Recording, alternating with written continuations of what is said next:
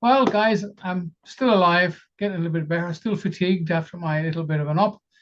Anyway, this is a clip from Paul Murray on Sky News. And unless we get off our butts and do something, these politicians, well, they're politicians, but they're in private companies. There's no governments. Forget governments, forget everything. We're actually a republic in Australia. I'm trying to keep my breath up here to tell the story. But we've got to wake up ourselves and support each other to put an end to this corruption. We have an election coming up here. The same thing that's happening here in Australia is happening in Canada, America, England, Ireland, all over the place. And we, the people, are allowing it to happen. People masquerading as politicians, just creating havoc. So have a look at these clips from Sky News, and we thank Sky News for it. And they have to be careful what they say, and I have to be very careful what I say. But in the meantime, let's try and make a stand. Stop playing in the sandpit as far as the statute system is concerned. There's only one way back, and that's common law, and it's like another religion. It's people just fight it. But we'll get there one day at a time. London News signing off. Dr. Barry, keep up, keep watching, keep supporting, and I'll do my best to stay around and try and get things going. We'll be back in the common law court, all being well, if I get some energy back, and we'll get some things done very, very, very soon. Bye for now. Thanks for watching, and please subscribe. Bye. Not getting personal at the start here, but we all know the Prime Minister is headed towards a wedding sometime soon. I wish him no ill will. I disagree with almost everything politically, but I wish him nothing but goodwill personally. See, I think that's the difference between people on the right side of politics and the left side of politics. We don't want to get involved in how these people's personal lives work. Good luck to him. And every time he gets himself into trouble, there seems to be some sort of a reference to the personal life.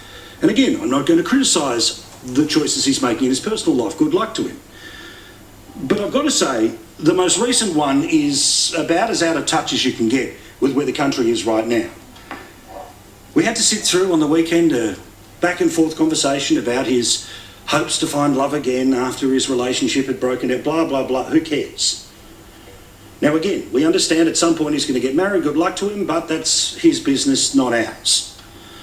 But as the Prime Minister has come out of 2 terrible weeks in the federal parliament, failing to answer basic questions about who comes into the country, after many months, in fact 2 years of terrible economic news, a bloke trying to change the subject is who the Prime Minister is right now.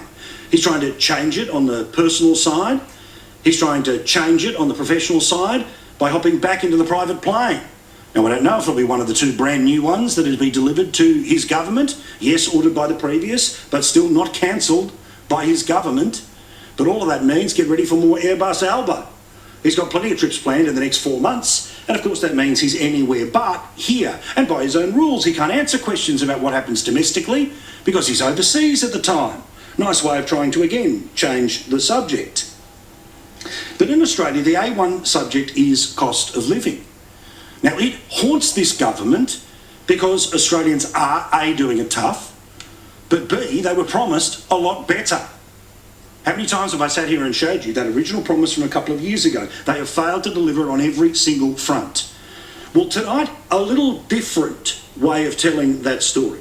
A little different way of focusing on what the Prime Minister claims is his all-day, everyday focus, but his evidence is when he's got the travel plans lined up for Airbus Alba and we're talking about the personal life, he ain't talking about what we are feeling. Interesting story comes from, believe it or not, a report done by Unions New South Wales, as Labor as it gets. It shows that people, particularly in New South Wales, are desperate to leave the state so their dollar can go further. They are willing to take the same money for the same job because they know different parts of the country, other than New South Wales and Sydney in specifics, might end up being better for their family. So think about that. You'd be willing to move away from your family and friends because you want your dollar to spin further. Now, there are hundreds of thousands of Australians who have either made this change or are having this conversation. It's happening in our family. And all the better to these people who uproot and go for a different and better life. But if you've got young kids, the support network completely disappears. If you've got older parents, well then, obviously, your capacity to be there, it all changes. But people are doing this because the Albanese economy is that bad, that you can't make ends meet where you live, so you choose to live somewhere else to try and make ends meet. Again, the number of Australians who have got more than one job has gone up by 30% in the past couple of years. 30%. Just before everything went bad in 2020, it was 745,000 people who had more than one job. Today, you can whack 30% onto it and it's almost 1 million people. Now, I seem to remember an opposition leader who was pretending that one of the great indices of failure of the cost of living crisis under a previous government was the number of people who had more than one job. Well, if it's gone up by 30% since then, as well as 12 interest rate rises, as well as the number of people who are leaving their friends and family for the same amount of money to try to make ends meet, guess where the reality is of Australian politics? It doesn't give a tuppence razoo, to use the old school term, about the Prime Minister's personal life. It is not distracted by the Prime Minister's personal life. It is not impressed by the Prime Minister rubbing shoulders with world leaders who, by his own admission, it's optional about whether he attends these meetings or not. You see, Albanese thinks that if he can simply be anywhere but here, then somehow we will all think differently of him. There is no evidence to suggest that that would be the case at all. And then there's an area of inflation that we have been talking about for a long time. I have been focused on it for a couple of years because I saw that it stuck out like the dog's proverbials. Because while the headline number was a little up, a little down, generally higher than where it should be, according to the Reserve Bank, which is why we're thinking about a 13th interest rate rise on this bloke's watch. However, the Parliament House Press Gallery tells you that apparently the 10th, 11th and 12th completely fine, but it's the 13th that'll break the back. The number of people who go to services to get the money before they get paid, is going up. Finder, who tells us about 70-something% of people, close to 80% of people, are in serious financial stress right now. They claim after a survey that they did that 14% of people who responded to them, they've worked that out to be 2.9 million people, have used a pay-on-demand service in the past 6 months. So let's say you get paid on the 15th, but you run out of money on the 1st. So you go to them and say, look, I'll give you what's left over, but can you give me my pay on the 1st, not the 15th, and then I'll pay you back on the 15th. Of course, if you fail that, like the business model of many of those people would be, the interest rates are through the roof and you financially find yourself up the river. Then again, the reality of a Prime Minister who wants us to be distracted by his personal life and impressed because he flies around the world. The number of Australians who are handing back their private health insurance, those numbers are now hitting record numbers. The consequence of that is not just more pressure on the private system, but it means the types of things that result in you not being sent a bill when you call 000, your capacity to get elective, so-called elective surgery done faster, your capacity to have your choice of doctors and midwives and all the rest of it when you're having kids, all of that disappears. But when people are faced right now with the choices of how they're going to pay the bills, how they're going to put the food on the table, how they're going to pay the power bills that, again, this bloke promised would be better but are not, no one is impressed by the wedding plans and no one cares about the Prime Minister's itinerary to fluff around overseas. Now, to the insurance point. Again, I have been hammering on this because every month, every quarter, when we have a look at the CPI, the cost of insurance is going through the roof. Not just the health insurance, but the insurance on your car, on your home, on your boat. Because God forbid it gets damaged in a natural disaster, somebody buggers it up, somebody steals it, somebody damages it. There's a whole bunch of reasons why we insure the things that we own. Have a look at this. I mean, you know it because you're living it, but I went and checked the numbers today.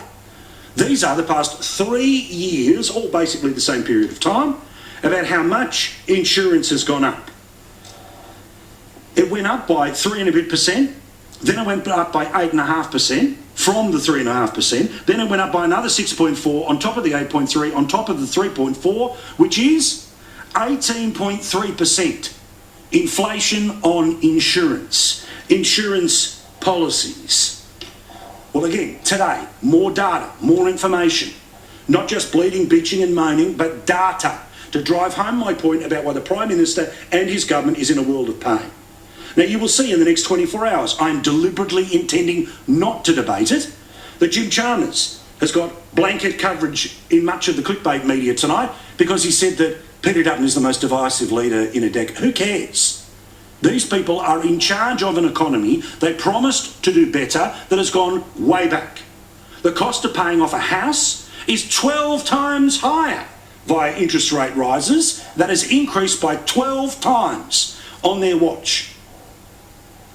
People able to take care of their own health, backwards. Food, backwards. Insurance, backwards. Petrol, backwards. You name it. Unless you're in the public service, where they've got the best pay rise in 10 years, or you're a member of the federal parliament that's got 3 pay rises since the last election, or the people who work for the people in federal parliament who, again, have one of the highest pay rises of all time, you are in a world of pain. And you will not be distracted by what this bloke is trying to do to change the subject. Because we saw in the Northern Territory, when the Labor Party consistently and continuously tries to gaslight an electorate, youth crime's not as bad as you think. It's actually coming down. We're really on top of it. Guess what people see? The reality of their own circumstances. They put on a size 9 of the Rossi boots and they punch you as hard as they possibly can. Meantime, again, about insurance. The number of people who are now giving up on it because they can't afford it, meaning that if there was a flood or a cracked roof tile or somebody breaks a window or somebody steals the car or somebody sinks the boat, then you are up the creek without a paddle. This is a mob called Actuaries Institute. Steeper home insurance premiums have caused the number of Australian households experiencing home insurance affordability stress to go up by 30%. That's now 1.6 million people, not over the past decade, not over the past 5 years, in the past 12 months. Why? Because it went up by 3.4% 1 year, 8.5 on top of 3.4, 6.4 on top of 8.5. Total, in the past 3 years, insurance up 18%. The Home Insurance Affordability and Home Loans at Risk report, catchy title, found that of these households, they were spending an average of, how's this, 9.6 weeks of their gross income on house insurance. So you've got to work for like months to be able to pay off the overall insurance.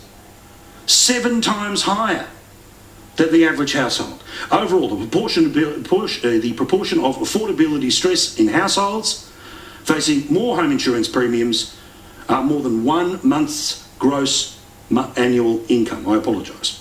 They rose to 15%. This year it was 12% last year. Here's a map.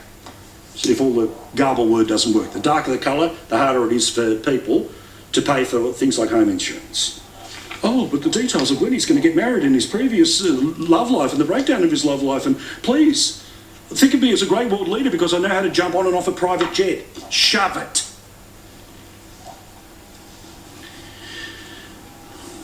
Meantime, thinking about planes. As we know, we have a system where basically, if you want to fly, there is really only 2 options. You'll end up flying Qantas or you will fly Virgin, both fine airlines. Personally, my preference is Virgin, God love them. But there are plenty of examples of lots of different airlines, both here and overseas, where when your flight gets cancelled, well, they don't give you any money back. You end up either being stranded or they'll put you up in a hotel, but the point is you don't end up with any money. Now, interestingly, the federal government is thinking about changing this. They want to introduce a thing called the Charter of Rights, meaning that you as a passenger would be able to, among other things, get money back if you want to, if you don't catch the flight you want to. Australians would be able to access cash refunds for cancelled or unreasonably delayed flights under a much anticipated crackdown on the aviation sector. The white paper was handed down this morning and is hoped to trigger a flight revival, some slight pushback here from the soaring costs after the collapse of 2 airlines, that being Bonza and Rex. The government's using the white paper to talk about a thing called a Charter of Rights, entitling airline customers to refunds for flights that are disrupted, cancelled or unreasonably delayed. Good idea. Here's the aviation minister. What we all want to see is, in fact, that customers get what they pay for. You've bought a ticket. If the flight doesn't go, or the flight doesn't go when you expect it to go, you should expect that that's the service that is provided. And so really this is about providing remedies to consumers. And they would introduce a new organisation which you would be able to complain to, which would help you get back the refund. But don't get too excited. Despite the fact that this government, if it wants to, can pass whatever legislation it wants as fast as it wants, this will not be created until 2026. So nothing will happen this year, nothing will happen next year, and who knows when, the year after, they will create the organisation that will help police whether or not you can get money back if a plane does not turn up when you want the plane to turn up. Meantime, Eagle Eyes over at the Daily Mail noticed that, again, some woke language is used in all of this.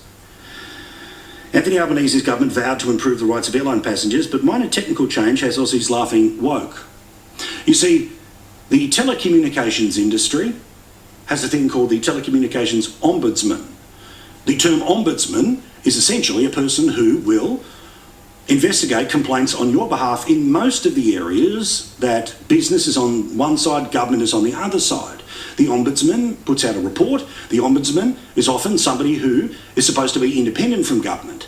But because this is the Albanese oh-so-woke government, guess what they got rid of? The man in ombudsman. New efforts to protect passengers' rights will be spearheaded by an ombud, not an ombudsman. The federal government's aviation white paper has revealed the gender-neutral shift appears to be the first of its kind in an official government communication. Departure from ombuds schemes such as the Fair Work Ombudsman. So when they're starting a new one, they'll only call it an ombud. If they're still running one, it'll still be called an ombudsman. But somebody will be hoping to change that sometime in the future. To my first point, interest rates have gone up 12 times on these people's watch. Insurance has gone up by how much in the past 3 years? Petrol, they charge more tax than ever before.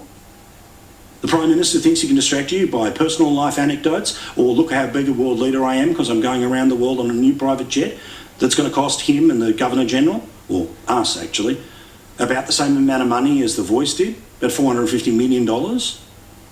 Seriously, these people, you'd say that they're ostriches or emus and they've got their head in their sand, but I think it might be somewhere else. Of intentional distractions trying to blow the media off course. A lot of that has worked today. It won't work tonight. It won't work here. It will not work with me.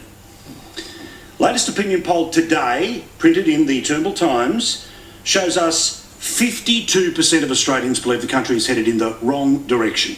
This is a near record high. This is after cost of living being the absolute front and centre attention this year, last year, the year before, when of course we all know it isn't, it wasn't. Their own basic low road politics is where they are. And again, I say, much of the media today, they fell for the distraction I mentioned last night. Leadership which is destructive and divisive is not really leadership at all. And that brings me to Peter Dutton.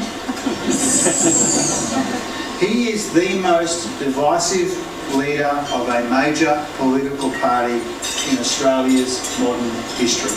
He divides deliberately. His divisiveness, he picks fights and stokes division. Yeah, you've heard everyone else. I'm not going to be distracted by this. The reality of Australia and the leader that they have turned on is not Peter Dutton. It's Anthony Albanese. Same poll from the freaking Guardian. It shows that the disapproval level of this Prime Minister in the past 12 and a bit months has now hit 50%. 52% of the country say we're headed in the wrong direction. 50% of people say they disapprove of the Prime Minister's leadership. 51% in the Channel 9 newspapers. Meantime, Peter Dutton, here's the facts. No one brings this stuff to you, do they? They all just fall for whatever the daily distraction is. Well, now more people approve than disapprove of Peter Dutton's leadership. This is in a poll in The Guardian. It shows 42% approve, 41% disapprove, or more importantly, put the two side by side, there's a 9-point difference in disapproval. The Prime Minister is the one leading. Now, also, when you have a look here, about the don't know factor. Australians are making up their mind hard and fast about Anthony Albanese.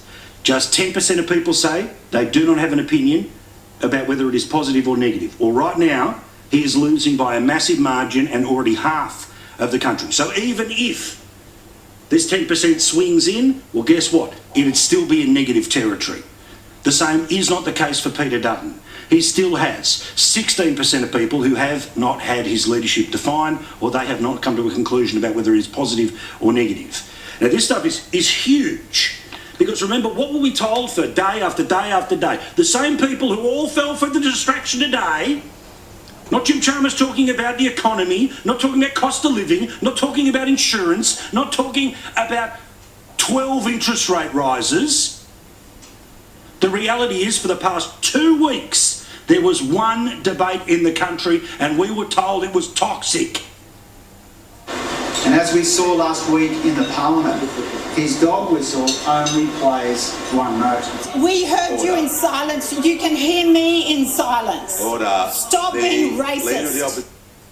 Again, these people creating carbon emissions by the moment as they blow it out their backside, because have a look at this. Same poll, same organisation. 44% of people agree with Dutton's position when it comes to the pause, but more importantly, the increased vetting about people out of Gaza. The alternative is 30. That clearly is a big win. Now, by the way, when you start looking at this, this is not one of those things where young people, they say let everyone in, and older people say shut the gate. Have a look. Now, yes, people between 18 and 24, they do not share what has been stated, but not by some big margin. Instead, have a look at this. 43% of people between the ages of 35 and 54, that's the sweet spot of the Australian swinging voter. 35 to 44. 55 plus, it gets up, as you can see there, to 57% of people. So we were all told by the access media, by the narrative media, by the Get Dutton media, that the past 2 weeks were a disaster, that there was just an absolute bomb of hate that was coming his way. Well, every time, be it the rejection of the Jobs Summit, the rejection of the Voice, now this position, let alone the pausing of immigration into the country for people who would like to be able to buy a home. No foreign buyers for the first couple of years of a Dutton Prime Ministership. Oh, clutch your pearls. Everyone's going to start fighting at auctions. People at the Writers' Festival all clap because Australia's a racist country. Again, stick it as far as you possibly can. I will not be distracted from the issue in the country that Australians are hurting. They are hurting more than other countries because of the arrogance and the politics and the distraction bombs of this government. I will not be distracted. We will stay on them like a laser. Meantime, the government again thought today they've got this wonderful free pass because a story appeared today in the Australian newspaper. The story suggested that the coalition is looking at ways of being able to pay for their promises should they make it into government at this or the next election. The back of the envelope figure is apparently about $100 billion they may well be able to move around in the budget. Now, let's read here. The coalition will go to the next election with a budget and off-budget savings of close to $100 billion in back-to-basics inflation-fighting agenda that will see a raft of Labor spending programs axed in a bid to arrest structural decline of the government balance sheet. Back to me. Facts. According to the Treasury and this Treasurer, the intergenerational report shows us that Australia will have budget deficits every single year from now till the mid-2040s. Why? Because the way it is structured, the government spends more money than they get in. So in order to make sure that those deficits, which of course just get added on top of, so we get to, on this government, by the end of its first term, $1.2 trillion in debt. $1.2 trillion of debt. when it was about $1 trillion, oh, we have to change the government. Well, what do we do when it's 1.2? We have to change the government because there was one interest rate rise. What do we do after another 12? Again, I will not be distracted. I will remain focused because normal people are hurting. 3.7 million people in Australia right now can't find food, can't put enough food on the table to feed their kids. This is not where Australia should be, at record homelessness, with a government that got kissed on the proverbial because of a couple of years of actually getting more money than they knew how to spend. But still, this government has baked in billions and billions and billions and billions and billions of dollars in spending that only gets bigger as the years go on. And as I told you before, the real scandal is the amount of money that's off budget. Like the tens of billions, $60 billion that's just sitting off budget. It's still borrowed. It doesn't come out, it's borrowed money. $60 billion off budget so you don't read about it when it comes budget time and the budget deficit doesn't look as horrible as it actually is, for a slush fund for people like Chris Bowen when it comes to the renewable energy projects. And then they sign a deal with a company and then they say, we can't tell you how much it was because of commercial incompetence. Oh yeah, the transparent government. That's what this coalition is planning to try to start to unwind. They are not talking about cutting any deeper than what this government has added to the table. We continue. The coalition would not be abolishing indexation for welfare payments, meaning welfare payments will go up if inflation keeps going up. That's what Labor's claiming. Why? Because as soon as they see any attempt for anyone anywhere to bring the budget back into order, cuts, ooga booga music, black and white images, fear, fear, fear. Now, of course, the Prime Minister, after seeing the headline and not reading the article, thought, how good's this? Let's get into the distraction game today. I will not have to be responsible for the decisions of my government. Instead, I'll try to make you scared of a potential other government. And the media just sat there and watched. In the last 24 hours, we've seen examples of that with Angus Taylor announcing $100 billion of cuts on the agenda from the coalition government. It's up to the coalition to announce where those $100 billion of cuts will be. We know that Peter Dutton, unlike what will happen at this airport, he'll be a reverse thrust on the economy. He will stifle the economy. This is the idiot who yesterday said that productivity will increase because the boss won't be able to call out of hours. Now, of course, productivity is not what happens out of hours, it's what happens while you're at work. He is part of a leftist mindset that believes borrowed money never has to be paid back because no one will ever call it in. He's the type of person who believes that if you just add money or create a new authority or pretend that there's a new department, then you're fixing Australia's problems. No, you are building a permanent empire.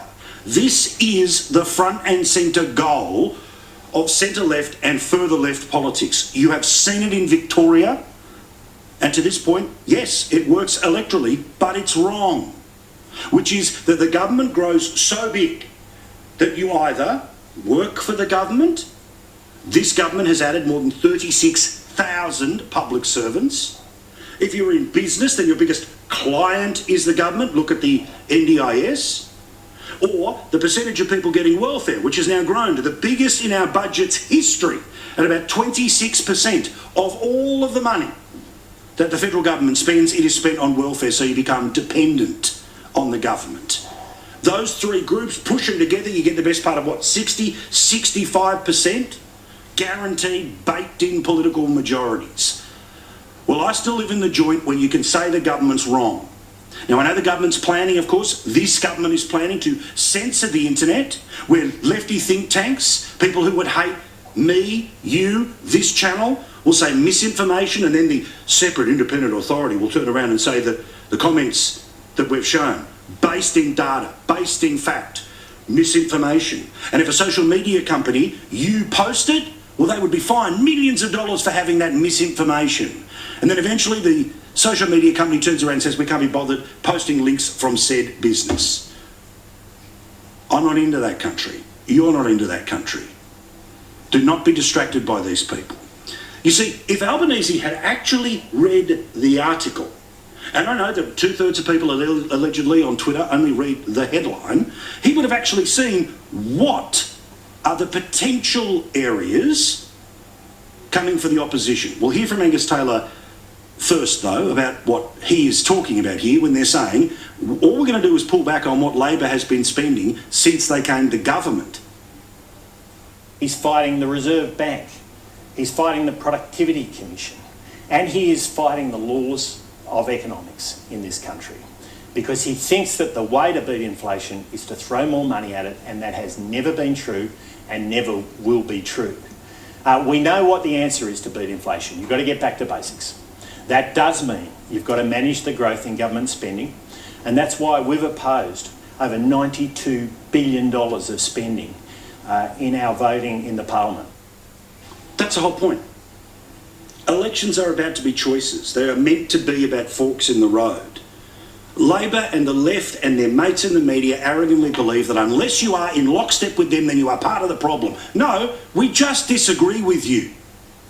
And by the way, if the Prime Minister had been bothered, or the reporters who did not question what he was saying today, or the analysts who did not question what was being said today, read the article.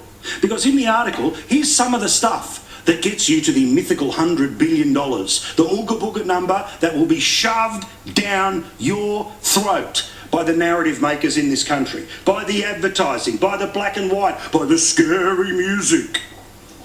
They'll get rid of the $10 billion Housing Future Fund. They'll get rid of $20 billion for rewiring the nation. Why? Because there won't be a need to rewire the nation, because there won't be a 100% renewables policy. There will not be a $15 billion National Reconstruction Fund. There will not be a slush fund for the Prime Minister to dip into, to hand out money to his mates, like he has, out of a Future Made in Australia fund. That's even opposed by the Greens. They get rid of a scheme where the federal government goes in with you if you happen to qualify to buy a house, and then when you sell it, you've still got to give money back to the government. That's another $5 billion. 36,000, as I mentioned, public servants. There'd also be another $2.2 billion that'd go. Why? Because they're not going to fund Melbourne's suburban rail link, the big build of the Andrews and now Allen governments. Together it's about 80 billion. Once you start to squeeze in a couple of other directions, you get close to 100. That's the point. I am sick and tired in this country of the laziness of the people who claim to be proficient in the political conversation. You've got to call BS on these people. Now, there was plenty about the previous government, and Australia got it right, because Australia always gets it right. If it was time for a change, we got a change. But what we got and what we have is a government that is a world away from what it promised. $275 power bills. Oh, but the modelling doesn't count. Media, nothing to see here. It is not a broken promise. If Tony Abbott had said, look, I know he said stop the votes, but the modelling's changed, they'd still be screaming about it. Cost of living will be better under a Labor government. Pick anything in any aisle of any shop anywhere. It's more expensive.